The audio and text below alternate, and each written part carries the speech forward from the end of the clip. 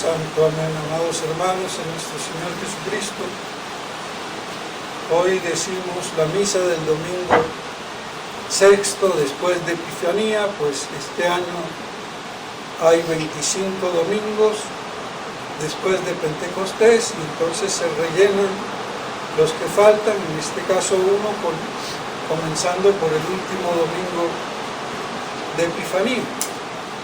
Y así tenemos en el Evangelio de hoy, tomado de San Mateo, dos parábolas del grano de mostaza y de la levadura, del fermento. Y vemos cómo nuestro Señor habla en parábolas, como lo afirma al final del Evangelio de hoy, y siempre hablaba en parábolas para que se cumpliera lo del profeta, lo del Salmo, que está allí, que hablaba por medio de esas semejanzas, comparaciones simbólicas que son las parábolas, porque como dice el padre Castellani, el género literario de las parábolas es el símbolo, y el símbolo siempre es una imagen real que significa una realidad otra, como la bandera significa la patria. Pues bien, o la cruz significa el cristianismo, nuestro Señor, la iglesia. Entonces, no son metáforas ni alegorías, sino símbolos que nos indican una realidad, las señales de tránsito, una curva. Y si pienso que es pura alegoría, pues sigo de largo en la curva a ver a dónde paro, en el abismo, en la montaña. Entonces, pues bien, el género simbólico, que es la expresión, en el caso de las parábolas, de una realidad sobrenatural, de los misterios de Dios y todo lo que ahí deriva, tomado de imágenes, cosas, signos de esta tierra, y que a veces pueden ser más o menos estrambóticos o exagerados o como nos pueda parecer, y otras menos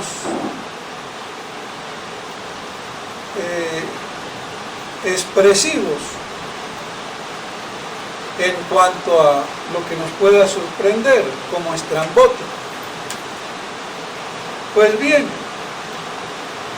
aquí nos dice el reino de los cielos, y está aplicado, como interpretan todos, a la iglesia.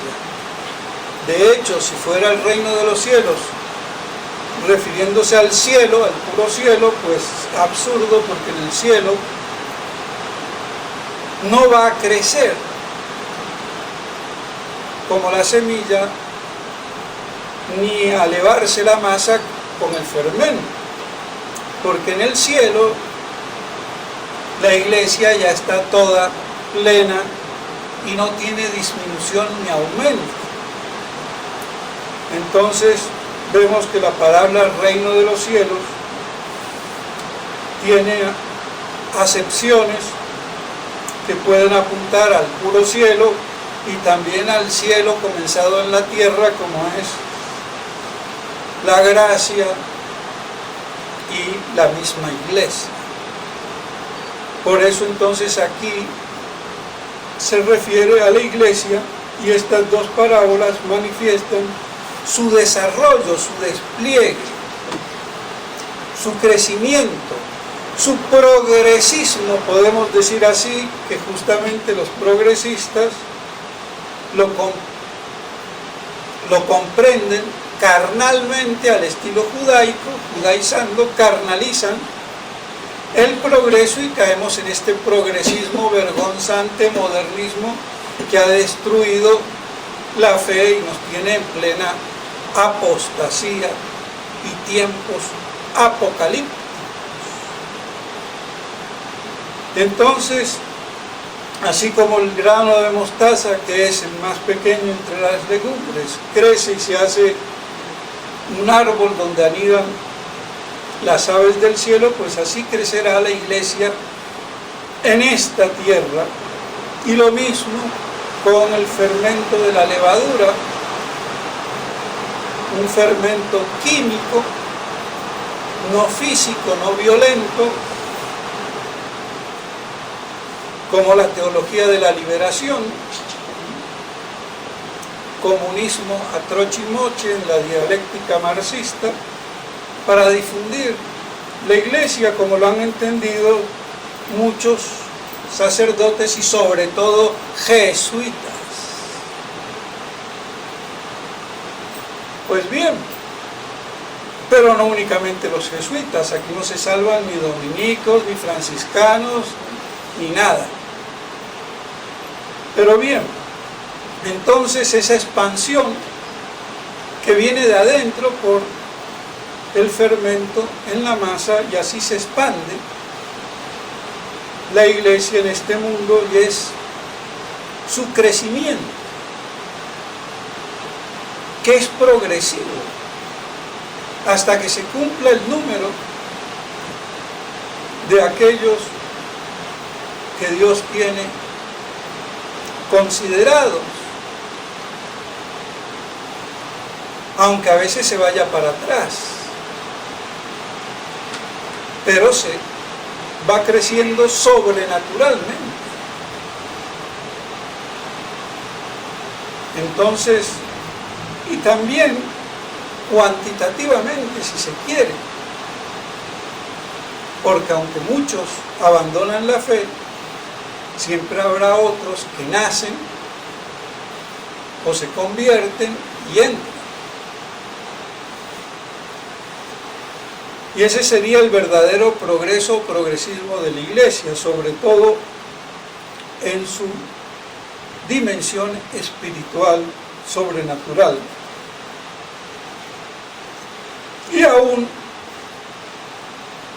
a pesar de las bajas por la apostasía, la herejía, también siempre hay almas que nacen, que son bautizadas, y hay gente que se convierte. Entonces, aunque no de la misma manera proporcional que podía ser antaño, y por eso habría una decadencia, pero siempre se va ampliando hasta que se cumpla el tiempo de los gentiles. Pues bien, entonces esa es la significación de estas dos parábolas. Y no quiero dejar pasar, porque no hay que perder ni un ápice. Para atrás ni un paso, siempre para adelante, con los temas fundamentales y sobre todo si son atacados. En la epístola se nos está diciendo claramente en dos oportunidades la manifestación de la parusía de nuestro Señor, que esperamos al Señor, no que esperamos salvarnos e ir al cielo.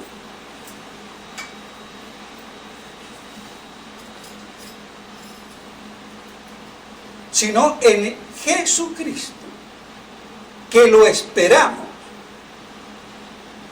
Entonces está claro que no es la esperanza de la salvación eterna, es la esperanza del retorno glorioso de Jesucristo aquí en la tierra. Por si no se han dado cuenta o no nos hemos dado cuenta. Y para remate, vuelve y nos dice, hacia el final, que lo esperamos nuevamente. Y lo voy a leer porque a veces uno, de tontito que es, Y más ahora con el chichavirus, que la gente más imbécil no puede ser. Eso también hay que decirlo.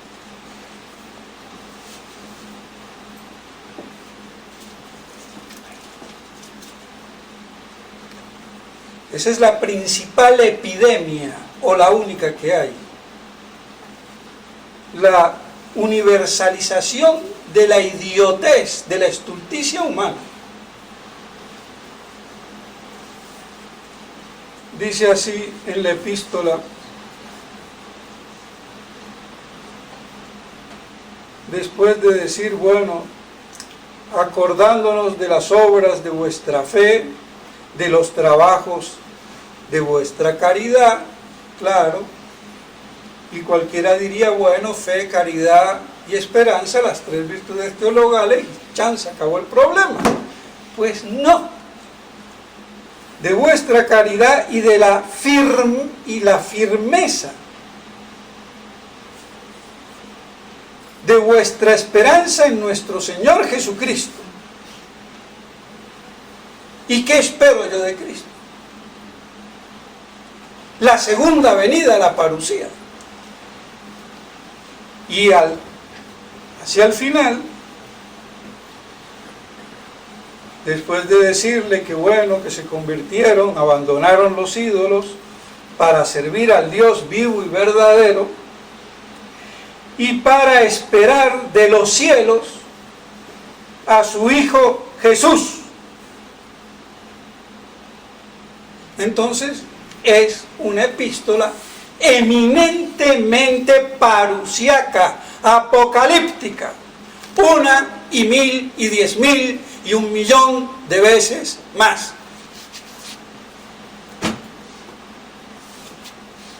Y si esto se asocia a lo que ya les dije, que por encima de toda interpretación exegética, de todo esquema medio racionalista,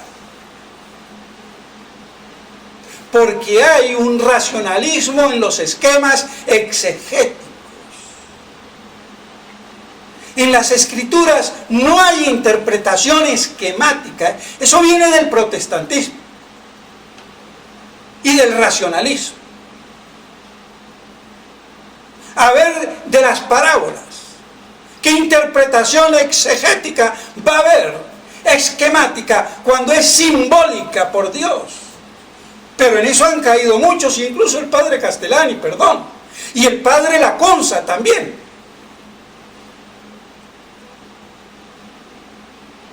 Aunque él lo aplicó para defender el milenarismo. Pero yo digo el concepto. El bastón. La muleta que yo uso para caminar.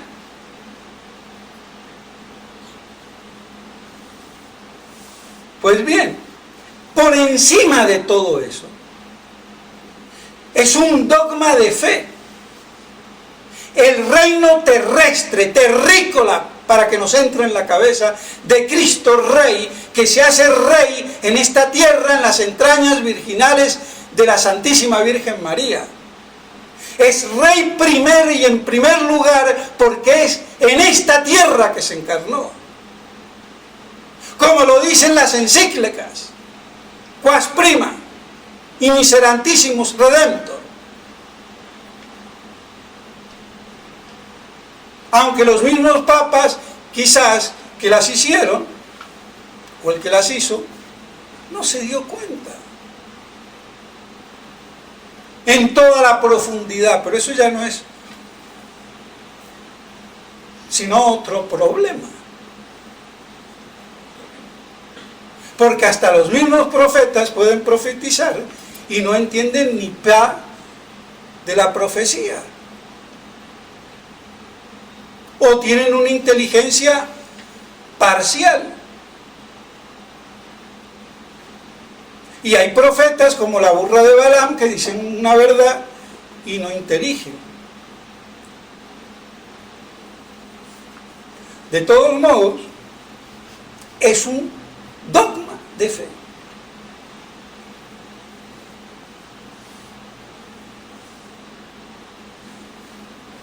Entonces, si Él es Rey del cosmos, del universo, como hombre, se inicia aquí en la tierra por el día y la hora de la encarnación. Y ese reino tiene Él que recuperarlo porque está hoy bajo el poder de Satanás. Y eso no se puede solucionar como monjitas bigotudas bobas o curitas más imbéciles que las monjitas imbéciles. Allá en el cielo, aleluya, es aquí en la tierra donde se desarrolla el combate entre Cristo y el anticristo, entre Cristo y Satanás.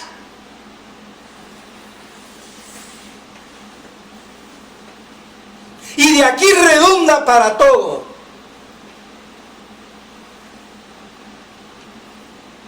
Entonces está en juego el reino como hombre. Porque como Dios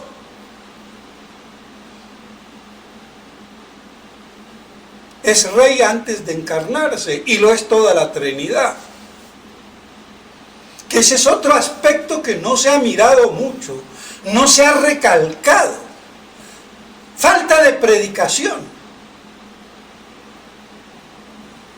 Y después cuando hablamos del Sagrado Corazón, parece eso novelitas de bobas vírgenes dispuestas al matrimonio y no saben lo que es como pare.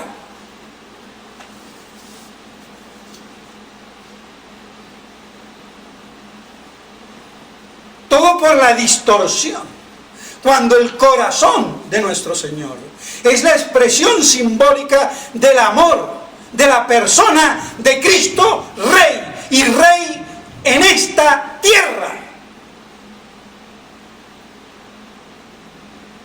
A ver si nos entra.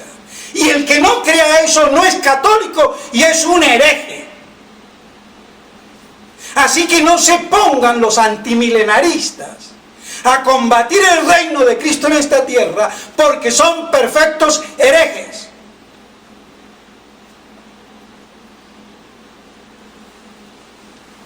Ahora que venga un sistema, o más que un sistema, porque en los primeros 3 siglos de la Iglesia no era ningún sistema, era la interpretación que venía de San Juan y de los apóstoles, pero en San Juan estaba más condensada, porque él es el que hace el Apocalipsis y es el privilegiado del corazón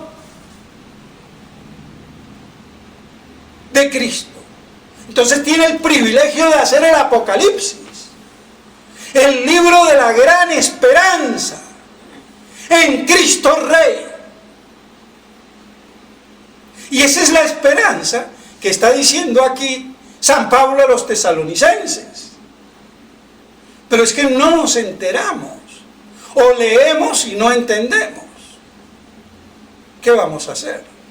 Pero no se puede combatir.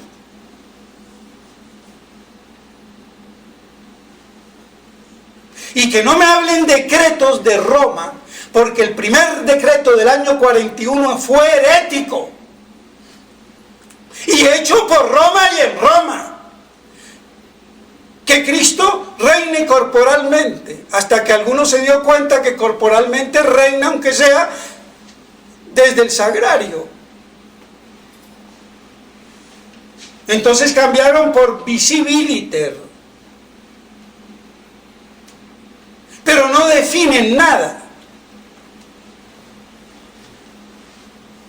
Entonces es un espantapájaro para amedrantar a los intelectuales, que había muchos, entre ellos, por ejemplo, Martín de Subiría,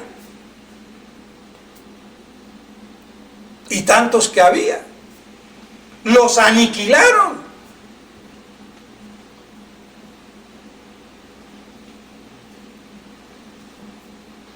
Entonces, ahí está el terror y el miedo. Pero basta que haya uno que no tenga miedo y le corte la cabeza si se le pone a la distancia. Y por eso grito, porque es un clamor. Y el que se queje de lo que yo grito es que no ha entendido la sustancia de lo que digo. Yo sé que gritar está mal, pero cuando uno clama en el desierto tiene que gritar. Y el fiel que escuche los sermones y se ofenda porque grite, no ha comprendido la emoción interna del clamor de la verdad que tiene que imperar. Y si le molesta eso, es porque no ha entendido la verdad que se dice. Y que hay que decirla con persuasión y clamor. Entonces de una vez les corto la cabeza y que no oigan mis sermones. Porque aquí no se trata de buena educación inglesa o gringa o europea. Aquí se trata de derribar los ídolos a patadas y a sablazos como San Elías en el Carmelo y Hernán Cortés allá en México. De eso se trata.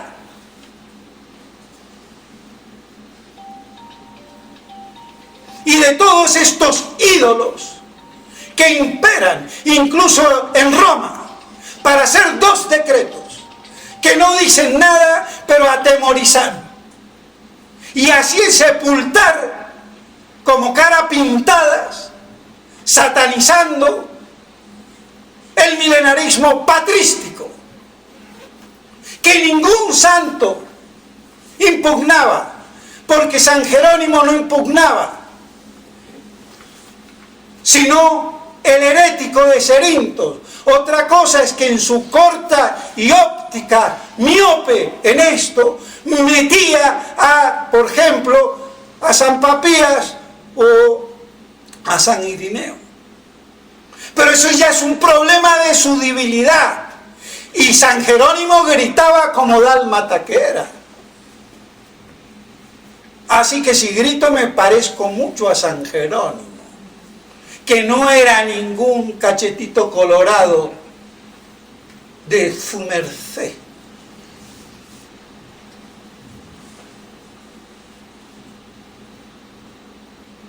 Porque nos han afeminado a los santos. Creen que ser medio mariconcito, si me perdonan la palabra, es santidad, es mariconería, feminoide condenada.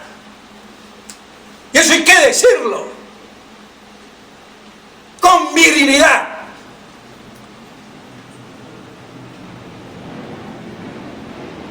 Y por eso se han tragado la cantidad de homosexuales en el clero. ¿Acaso eso no se ve? Ah, pero es santidad. Es el colmo.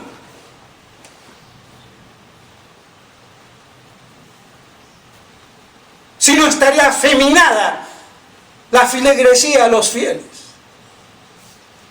confundiendo dulzura, pureza con estas aberraciones contra natura.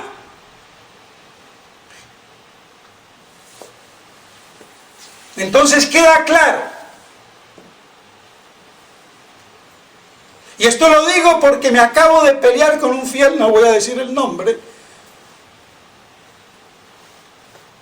muy buena gente, lo quiero mucho, pero ya en 2 o 3 ocasiones había dicho que gritaba, que esto, y yo se la dejaba pasar, trataba de explicarle. A la tercera le dije, se acabó, porque no le voy a seguir explicando cuando no entiende el motor,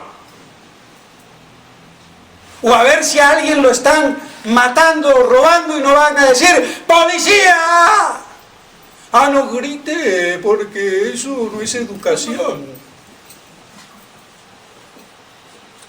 Y a ver si oye este sermón y se compone.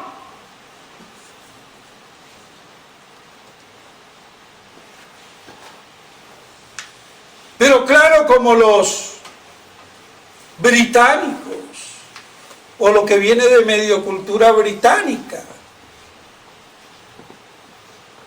no tengo que mostrar las pasiones, no tengo que gritar. El médico inglés no puede mirar en los ojos al paciente, porque eso es querer escudriñarle su fuero interno. Tiene que mirar para otro lado. Eso es en la cultura inglesa.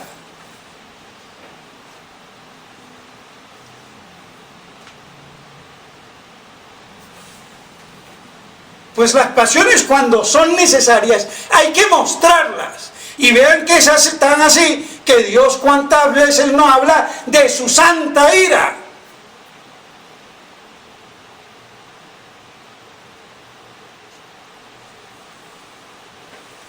Entonces hay que ver el contenido de las cosas y el porqué de las cosas. Y cuando uno se va por la tangente, es que no entiende y le rechina, le molesta. Pues bueno, eso no es mi problema. Y se acabó. Entonces, mis estimados hermanos, vemos cuán apocalíptica es la epístola. Y habla de la esperanza en Cristo, porque es que se ha diluido. La esperanza en la parucía, por esa malinterpretada esperanza como virtud teologal, que es solamente allá en las bienaventuranzas del cielo. Sí, muy bien. Pero yo tengo que tener la esperanza dogmática de la segunda venida de Cristo. Si no, no soy católico, apostólico y romano. Y los menos romanos fueron los del decreto, si me apuran. Y hasta Pío XII fue el que lo firmó, el segundo. Pero no decía nada, no decía cuál era lo que disciplinarmente desaconsejaba, ni definía. Entonces, lo que no se define, no se puede condenar. Así de claro. Por eso es un decreto para espantapájaros e ignorantes. Y se acabó.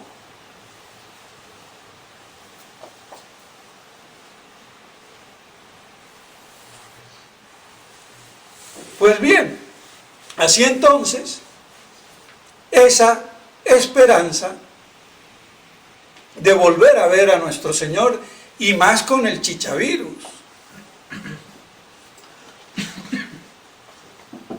Porque si no viene nuestro Señor con el chichavirus, nos vamos a morir de hambre y encima como imbéciles. Uno más idiota que el otro, creyendo que con un tapaboca yo paro un virus que es por inhalación. Y en el tapaboca llevo todos los mocos y todo el grajo y toda la porquería que acumula en el día.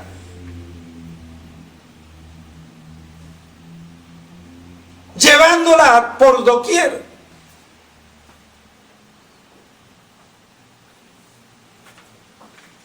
Así es llevar una fuente de autocontaminación. Y a ver el médico que me lo diga, que no es así. Aunque yo conozco muchos médicos que piensan como yo.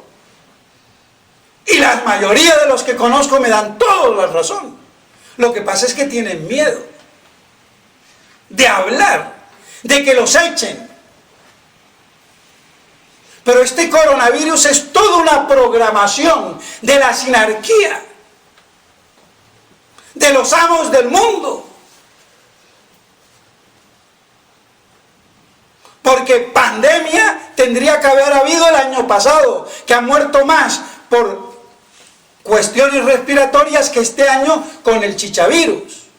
Entonces, ¿cuál pandemia hubo el año pasado? Ninguna, entonces tampoco este año. Y la gente que se muere, porque siempre se ha muerto gente de gripe.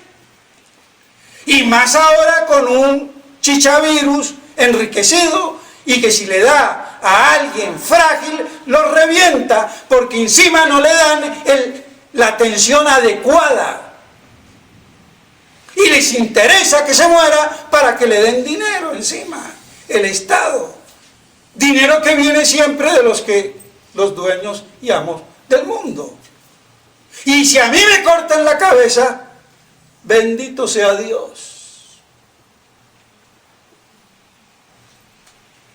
Se acabó. Entonces, mis estimados hermanos, como esto no se va a acabar, porque encontraron la varita mágica del temor social universal, más que una quinta, tercera o enésima guerra mundial. Entonces, esto no se va a acabar. Así que, si encima teníamos problemas, ahora ¿cómo se agrava la cosa en la fase negativa, apocalíptica, de las desgracias precursoras e intensas antes de la segunda venida? Pero entonces, para nosotros, los que tenemos algo de fe,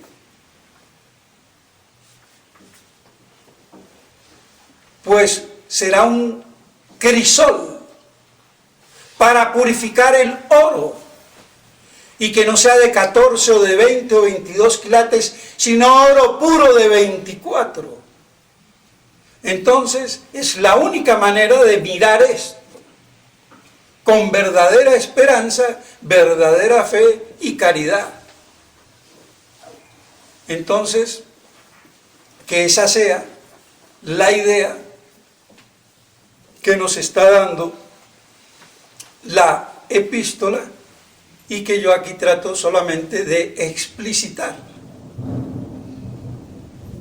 para que eso nos ayude a situarnos y no creer que ningún gobierno, ni la elección de trumpón o trampón o chichón o el bobo que venga, va a arreglar algo. Aquí no arregla nadie nada, ni en la iglesia como papas, ni como presidentes en el mundo o reyes de segunda. Así de claro. Y aquí el único rey que hay que esperar es a Cristo Rey, para que destrone a Satanás y su imperio, del cual el chichavirus es un coletazo de ese imperio satánico. Entonces, mis estimados hermanos, cuán ricas son las cosas si las sabemos ver en la verdadera óptica, y que no es nueva, sino que es patrística, y punto. Entonces, que todas estas cosas nos ayuden a reafirmar el reino de Cristo Rey en esta y sobre esta tierra. En nombre del Padre, del Hijo y del Espíritu Santo. Amén.